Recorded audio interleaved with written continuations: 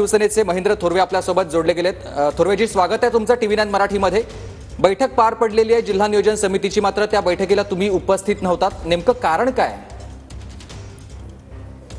जिल्हा वार्षिक नियोजनची आजची बैठक त्या ठिकाणी ऑनलाईन पार पडलेली आहे। राज्याचे तिन्ही नेते अजितदादा असतील, मुख्यमंत्री देवेंद्रजी फडणवीस साहेब असतील आणि शिंदे साहेब असतील, त्या वरच्या लेवलला जो काय प्रतिष्ठित निर्णय घेतील तर त्या संदर्भात आम्हाला आता माहिती मिळेल। तर ऑनलाईन आता आम्ही न्यूजवरच पाहतोय की ऑनलाईन बैठक पार पडली म्हणून रायगड जिल्हा वार्षिक नियोजनची बैठक।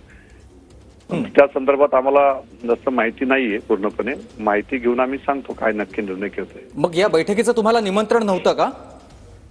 नाही, आम्हाला कोणत्याही गोष्टीची कल्पना त्या ठिकाणी दिलेली नाहीये। जिल्हा कलेक्टरनी सुद्धा दिलेली नाही किंवा वरिष्ठ लेवलला सुद्धा काही ती कल्पना आलेली नाही। म्हणजे तुम्हाला या बैठकीचं निमंत्रण नव्हतं एकूणच, किंवा याच्या संदर्भातली कोणती कल्पना नव्हती? हा, आम्हाला कोणतीही कल्पना नाही। मग आता तुम्ही या सगळ्या संदर्भात मुख्यमंत्री उपमुख्यमंत्र्यांशी बोलणार आहात, कारण अद्यापही रायगडचा जिल्हा मंत्री पालकमंत्री पदाचा तिढा सुटलेला नाही आणि दुसऱ्या बाजूला बैठक होते मात्र तुम्हाला निमंत्रण दिलं जात नाही, तर या संदर्भात तुम्ही मुख्यमंत्र्यांशी किंवा उपमुख्यमंत्र्यांशी बोलणार आहात का?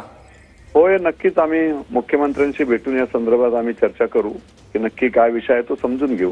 आणि आज काही निर्णय झाले असतील या डीपीडीसीच्या बैठकीमध्ये, तर त्या संदर्भात देखील तुम्हाला तर काही माहिती नसेल, तर मग त्यावर देखील तुम्ही आक्षेप घेणार आहात का? कारण शेवटी जिल्ह्याचं नियोजन या सगळ्या बैठकीमध्ये विकास आराखडा ठरतो।